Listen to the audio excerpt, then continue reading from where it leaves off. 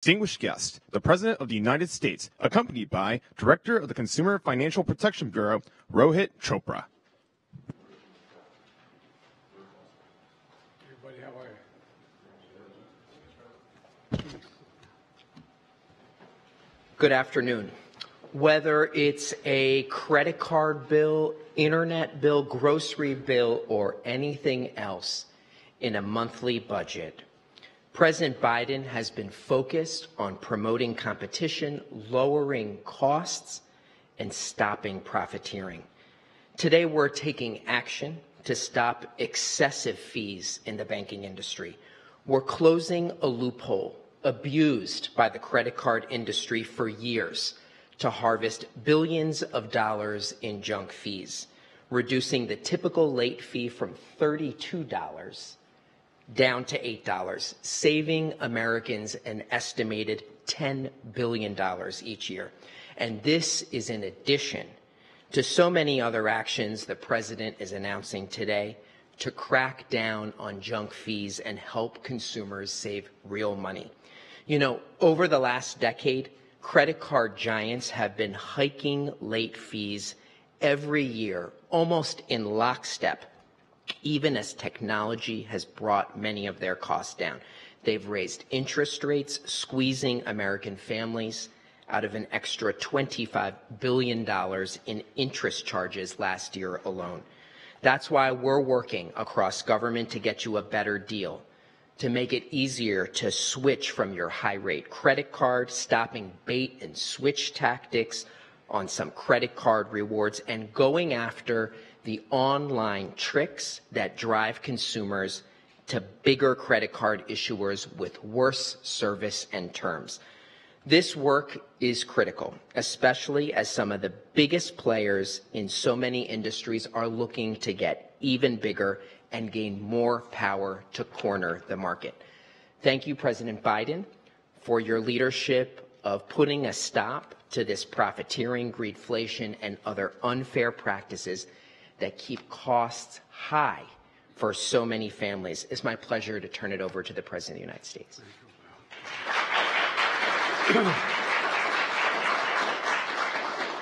It's good to see you all. It's nice to see you all in one spot. Look, Director, thank you for that introduction, and thank you all for the work of the Competition Council. Now, it's reducing costs and delivering results for the American people. I've said before, capitalism without competition is not capitalism. It's exploitation. And that's what we've been seeing. Although it's on small scale in the minds of many people, when you add up those numbers, they're gigantic. And we're taking it on. Here's what's happening. The pandemic disrupted the supply chains. We all know that. I remember I didn't think as many people had any idea what a supply chain was. And we all learned really quickly. It drove up cost on everything from smartphones to automobiles. But also, now those costs are making things have come down. But the prices haven't come down. They've stayed up. They've stayed high. And the profits have soared. It's time for those prices to come back down. Look, the good news is inflation is the lowest it's been in 3 years. And last year alone, inflation came down by 2/3. We have one of the lowest inflation rates in the world. Many companies have done the right thing. They've helped lower costs for Americans. But even as supply chains are back to normal, some companies are still not passing along the savings to their customers. Many corporations are raising their prices to pad their profits, charging folks more and more for less and less. But in fact, some of the small snack companies, you won't even notice what they're doing. When they charge you just as much for the same size bag of potato chips, only has a hell of a lot fewer chips in it. I'll tell you who did notice, the Cookie Monster. He pointed out his cookies are getting smaller, paying the same price. I was stunned when I found out that's what actually happened. But some companies are also adding junk fees. You know, the hidden costs that are added to your bill without your knowledge. And some companies have been even caught breaking the law while overcharging consumers. The American people are tired of being played for suckers. I mean, it's one thing, no matter how much money you make, no matter how rich or poor or middle class you are, you don't like being taken advantage of. That's why today I'm launching a new strike force on unfair and illegal pricing to crack down on companies who break the law while keeping prices high for American consumers. The new strike force will be led by the Department of Justice and the Federal Trade Commission. If you keep prices high while engaging in illegal practices that are fraudulent or unfair or deceptive or anti-competitive, we will enforce the law. We will enforce the law. Today, we're announcing that the Consumer Financial Protection Bureau is finalizing a rule that will help stop some credit card companies from ripping you off with late fees. Under the law, banks are not supposed to charge late fees that are higher than the cost the banks have to engage to collect the late payment. But we estimate banks are generating 5 times more in late fees than it costs to collect late payments. They're padding their profit margins and charging hardworking Americans more than a cumulative effort number, $14 billion in 2022. With the announcement of this new rule, late fees are now going down to $8 instead of the current average of $32 late fee payments. This action will collectively save families $10 billion in credit card late fees every year. That's the average of $220 in savings annually for more than 45 million Americans who typically have to pay late fees. It's a lot of money. And let me close with this. Fair competition is the key to my economic vision. To build an economy from the middle out and the bottom up, not the top down. And it's working. Wages are up more than prices. Unemployment has reached historic lows. Families are finally getting a little breathing room. Prices are still too high, and they shouldn't be this high. That's why we're going to do everything we can to keep lowering costs for hard-working families. With that, I'm going to turn this over to Lael, the Director of National Economic Council. But I'm supposed to leave for a meeting with the Business Roundtable on the telephone. But I'm going to hang around and listen a little bit. So with your permission, I'd like to stay and my staff will tell me when the drop-dead hour occurs. They'll pass me a note. But thank you all for all the work you're doing. I really mean it. It makes a big difference. When I raised this issue a year or so ago with some of my team, they thought no one's going to care much about it. Well, they didn't sit at my kitchen table when I was growing up. You care a whole lot when you're being played for a sucker, no matter how much money you have. So thank you for what you're doing. Lael, I'll turn it over to you. Well, Mr. President, I think the members of your Competition Council have been very busy since you last met with them about 6 months ago. We've also got a new member. Ambassador Tai has joined the Competition Council as well. I thought what we might do is just start by hearing from several of your cabinet members about the efforts they've been undertaking over the last few months and the announcements they're making. So I thought we would start with Secretary Vilsack to hear about the Department of Agriculture and then perhaps go to Secretary Austin to hear about the Department of Defense. Oh, thank you very much, Madam Director. Mr. President, I'm very pleased to be here today to report on the progress that USDA has made under the competition executive order you signed to deliver benefits for farmers, ranchers, workers, and American families. First, we finished the final rule on the inclusive competition and market integrity, which bans discrimination on the basis of sex, race, religion, disability, and more, including being a cooperative in the livestock and poultry markets. It's going to prohibit retaliation against livestock producers and poultry growers for engaging in very basic activities, reporting to the government, forming an association of producers or more. For example, it protects livestock producers and poultry growers' ability to communicate with each other and other packers and poultry dealers in search of new opportunities to compete or engage in price discovery. The rule also stops deception, including false or misleading statements and material omissions in contracting, contract operations, and contract termination. As you can see from, there will be a slide in the slide deck. We're also working hard at 2 more proposed rules. One tackles unfair and deceptive practices in poultry tournaments. The second reaffirms the longstanding position of USDA that harm to competition along the lines of the Sherman and Clayton Acts should not be applied to backers and stockyard cases. We're very close to publishing a final rule that aligns the product of the USA label with consumer understanding of what that claim means. We're working on label standards and verification guidance for claims such as animal-raised practices so that consumers can trust those labels. And lastly, we're wrapping up the more than $1 billion of investments that you challenged us to make in meat and poultry processing infrastructure this spring and summer, focused on small, independently owned local facilities.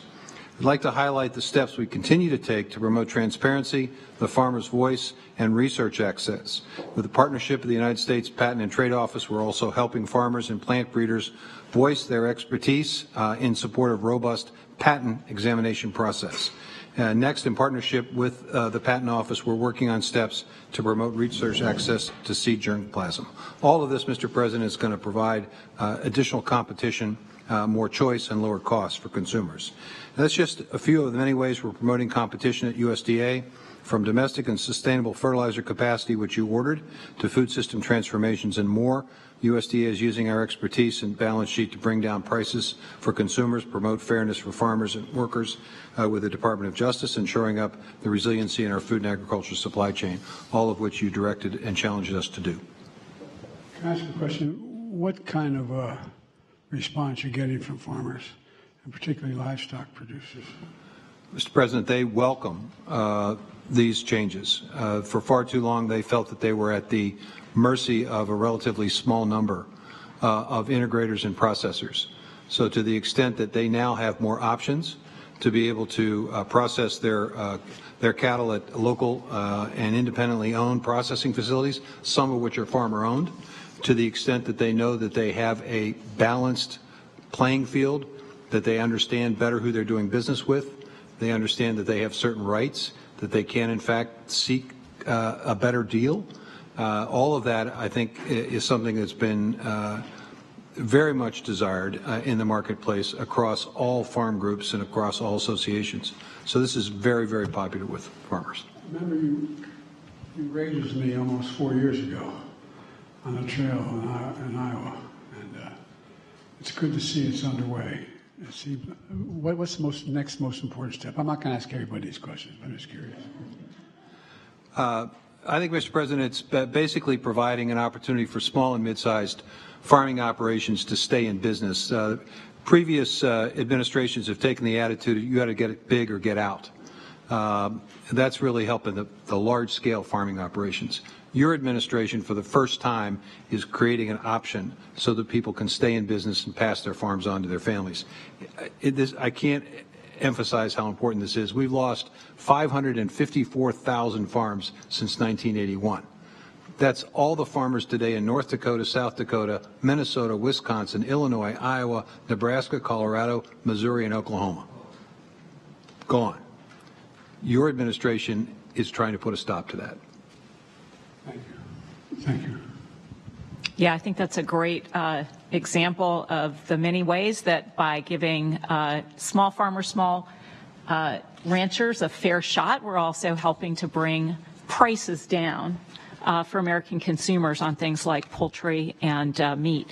One of the unique facets of the Competition Council is that we've really seen every cabinet agency increasing competition. And I think Secretary Austin has undertaken a number of really important initiatives at the Department of Defense. So, Mr. Secretary, perhaps you'd like to talk about those next. Thanks, Leo. Mr. President, as you know well, competition is vital to our defense industrial base. And to keep America secure, we need to make our defense industrial base even stronger. In January, the Department released our first ever National Defense Industrial Strategy. That's our blueprint for building a more resilient defense industrial base that's postured to deliver capabilities to our warfighters at speed and scale. And that means expediting or expanding our relationships with small and non-traditional companies and industries to diversify our supplier base and lowering barriers to enter in the defense marketplace. And so over the next 6 months, Mr. President, we'll keep pushing to implement that strategy and foster a more resilient, modern, and competitive defense industrial base. Now, Putin's ongoing assault on Ukraine has underscored how important this is. Our security assistance has kept the Ukrainians in the fight and saved lives. And it's also strengthened our economy. These investments have expanded facilities and created jobs for American workers. And the weapons that we've sent to Ukraine to help defend itself are made in America by American workers nationwide, from Texas to Ohio to Arizona. Now, Ukraine's fight also shows that we urgently need to expand our own production capabilities and coordinate even more closely with our partners and allies. And we need Congress to pass the National Security Supplemental and the full year appropriations so that we can keep investing in our industrial base. And I appreciate everyone here and your support to make the President's executive order a reality. These initiatives will promote competition and revitalize our defense industrial base to keep America safe in the 21st century. Thanks. I have a lot of questions. I better not start the questions. I'll get in trouble.